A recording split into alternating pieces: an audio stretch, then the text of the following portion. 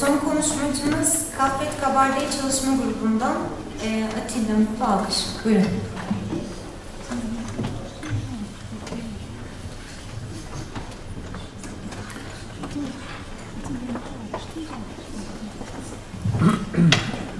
Değerli konuklar, hepiniz Kahvet adına hoş geldiniz diyor, selamlıyorum. Şimdi Kahvet'e çok emeği geçmiş bir sürü büyüğümüz var. Öncelikle eğer eksik bıraktığım taraflar mutlaka olacaktır. Yaptıkları hizmetler burada bir kısmını sizlere paylaşmak isteyeceğim. Şimdiden eksik bıraktığım kısımlar için afflarına sığınıyorum. Kahvet'in bir kaberde çalışma grubu henüz kağıt üzerinde kurmadık. Yani bir komisyon oluşturduk ancak Avaza Çalışma Grubu ve Adiye Çalışma Grubu gibi profesyonel çalışan bir grubumuz yok. Bu bir eksikliğimiz. İnşallah bunu tamamlayabilirsek daha güzel adımlar atacağımıza inanıyorum. Ancak Kahvet'in Kaberde Balkar Cumhuriyeti'ne yönelik çalışmalarından kısa başlıklar sunmak istiyorum. Bu arada yemek saatini geldiğini, yemeğin geldiğini falan haber verdiler. O yüzden yemeğiniz de soğumasın diye uzun tutmamaya çalışacağım. Konuşmamı 5-6 başlık içinde sizlere aktarmak istiyorum. Birincisi, Türkiye'de yaşayan çocuklarımız açısından Kahvet'in yaptığı çalışmalar. Bu çalışmalar Kaberde Balkar Cumhuriyeti Kültür Bakanlığı, Sivil Toplum Kuruluşları, Milletlerin İşleri Dairesi, Dünya Çerkez Birliği ve Kafkas Dernekleri Federasyonu İşbirliği ile her yıl genellikle Ağustos ayında Uluslararası Geleneksel Gençlik Yaz Kampı düzenlenerek buraya bu kamp Nalçik'te organize ediliyor. Buradan gençlerimizi gönderiyoruz anavatana. Bu kampa İsrail, Ürdün, yanı sıra anavatan cumhuriyetlerinden de birçok gencimiz katılmakta. Türkiye'den de değişik sayılar oluyor ama bu sene şu anda bize bildirilen kontenjan 20 tane gencimizi 14-17 yaş aralığında kısmet olursa Ağustos ayının 1 ile 10 arasında şu anda web sayfasında da duyurumuz mevcut. Göndermeyi planlıyoruz. Bu her yıl organize ediliyor.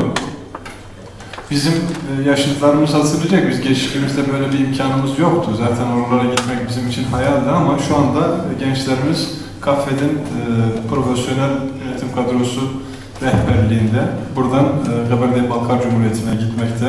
Orada diğer ülkelerden gelen çocuklarla birlikte kaynaşmalar sağlanmaktadır. Bu gençlerimiz ana dilde anlaşmakta zorlananlar bazen başka dilleri kullanarak, bazen de teknolojiye başvurarak ailelerinden gelen kültür bağıyla samimi bir iletişim ağı oluşturmaktadır.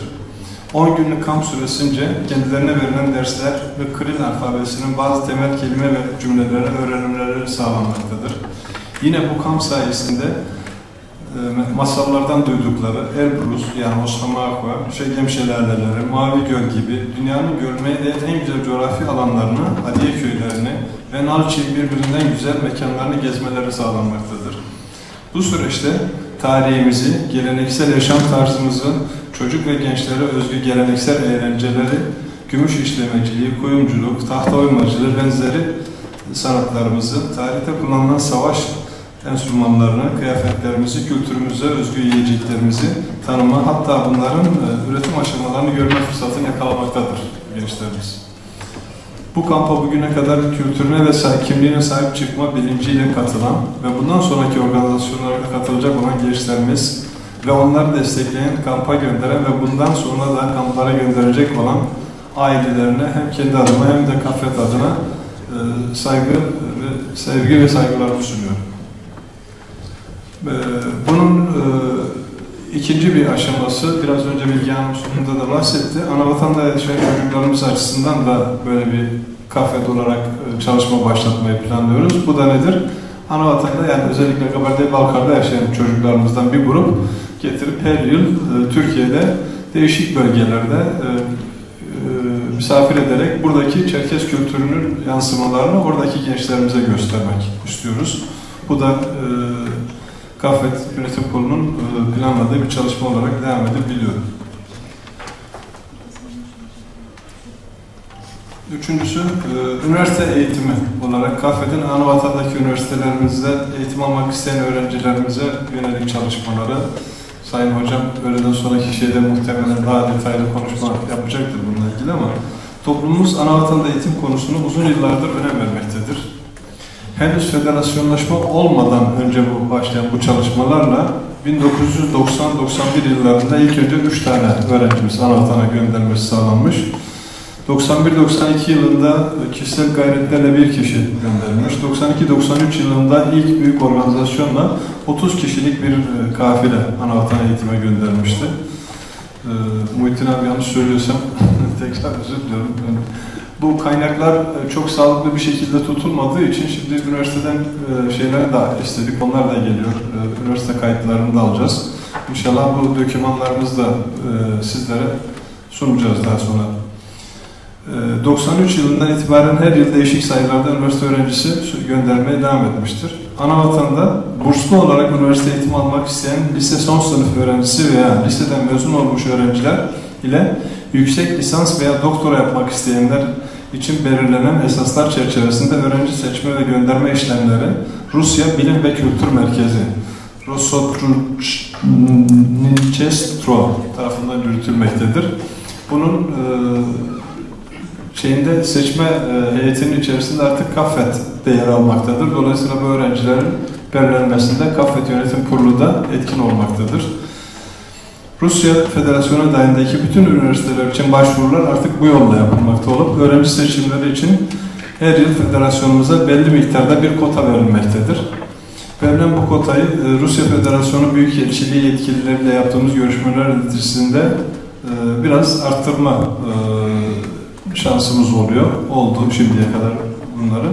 İnşallah bunlar istenilen seviyede değil ama istenilen seviyeye ulaştırmaya çalışıyoruz. Başvuruları kabul edilen adaylar genellikle Şubat ayının sonunda Milli Eğitim Bakanlığı ve Rus Bilim Kültür Merkezi Ajans tarafından Türkiye temsilciliğinde mülakata katılıyorlar. Biraz önce bahsettiğim şekilde KAFET'te bu mülakatın içerisinde komisyonda yer almaktadır. Dördüncü bir ana başlık olarak KAFET'in 21 Mayıs Çerkes Sürgünü anma programı kapsamında Anavatan'la bağlı çalışmalarını sizlere sunmak istiyorum. 2015 yılında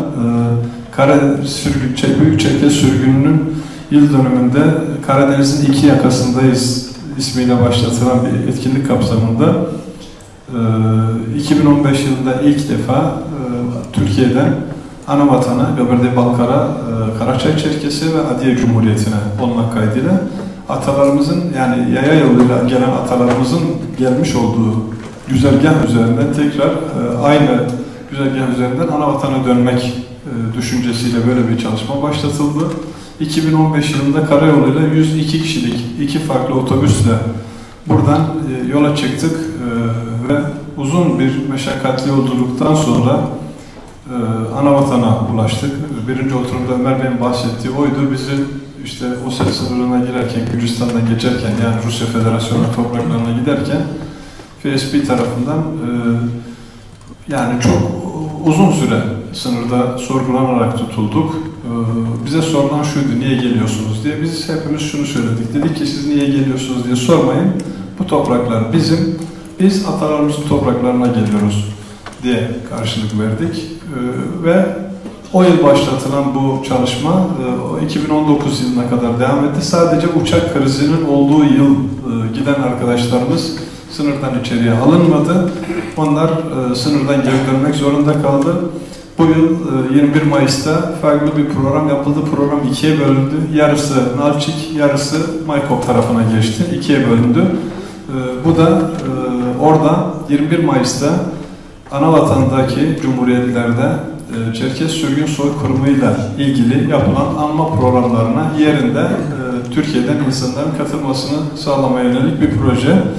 Buna da bütün insanlarımızın bence her yıl 21 Mayıs'ta bir defa olsun hayatında, ömrü hayatında hiç olmasa bir defa gidip o topraklarda o programı izlemeleri gerektiğine inanıyorum. Çok manevi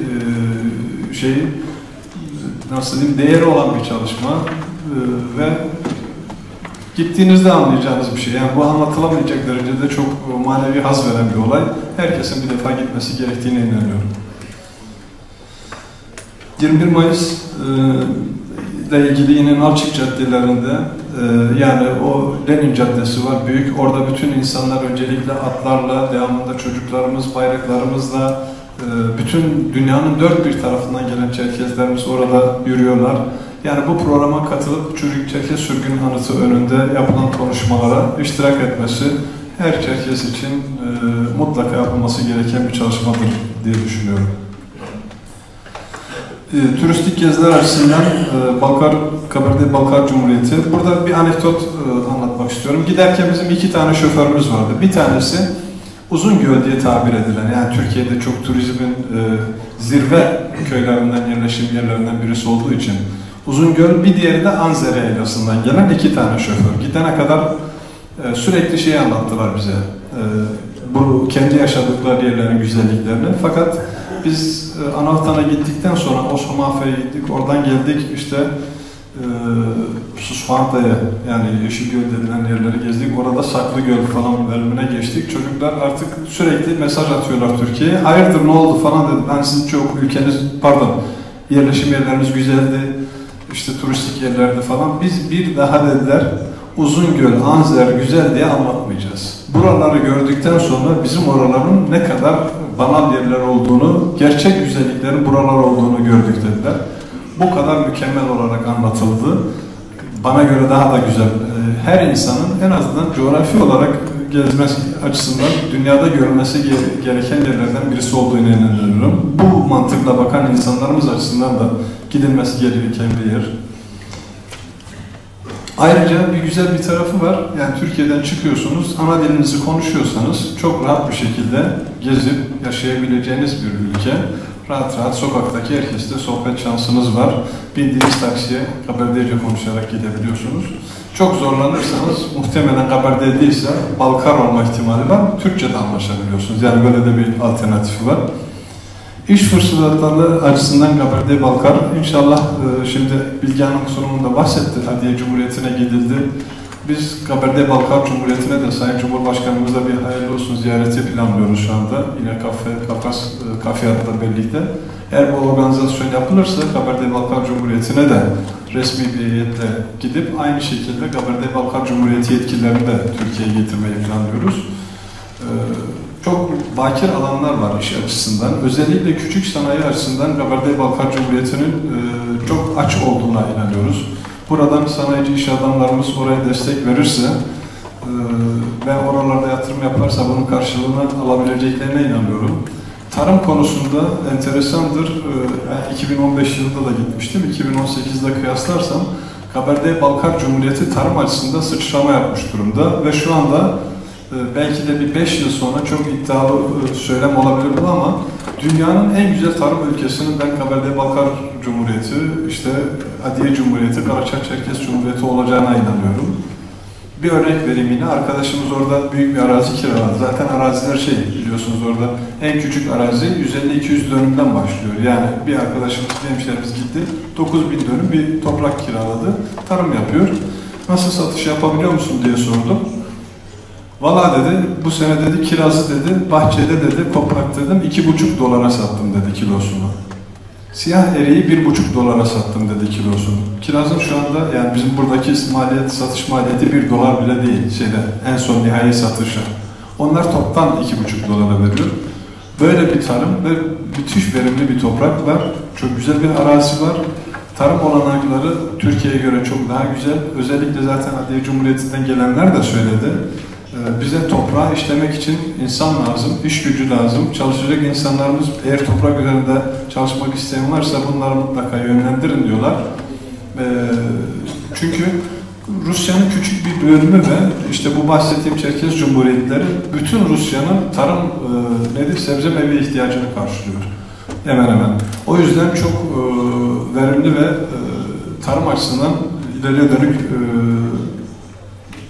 gelişimi vaat eden bir toprak. Bunu da biz KAFED olarak bu toplantıyla birlikte inşallah buna yönelik çalışmaları da başlatacağız. Kabardey-Balkar Cumhuriyeti'nde vatandaşlık hakkı ve oturum izinleriyle ilgili zaten Ömer Bey sunum yaptı. Yalnız TÜJ İlkay projesinin bir değişiği Kabardey-Balkar Cumhuriyeti'nde KAFED bu işi kendisi üzerine alıp götürmüyor ama Nartan Kılıç misafirhanesi yapılıyor. bir komisyon tarafından organizasyon yapılıyor. KFT buna epey bir destek vermeye çalıştı, veriyor da. Bu da oluşursa inşallah aynı şekilde Maykop'ta olduğu gibi buradan giden hemşehrilerimizin yeri geldiğinde ilk konaklayabilecekleri, ilk ev olarak uğrayabilecekleri bir mekan oluşacaktır diye düşünüyorum. Ben hepinize saygılar sunuyorum. Bu yapılan konferansımızın da toplumumuz adına hayırlara vesile olmasını diliyorum. Çok teşekkür ediyorum. Malum programın saati biraz sarktı. Şimdi bir öğle yemeği aramız olacak. Sonrasında tartışmayla ilgili tartışma kısmında soru cevaplarınızı alacağım. Öğle yemeğimiz çay servisinin olduğu katta kalacak.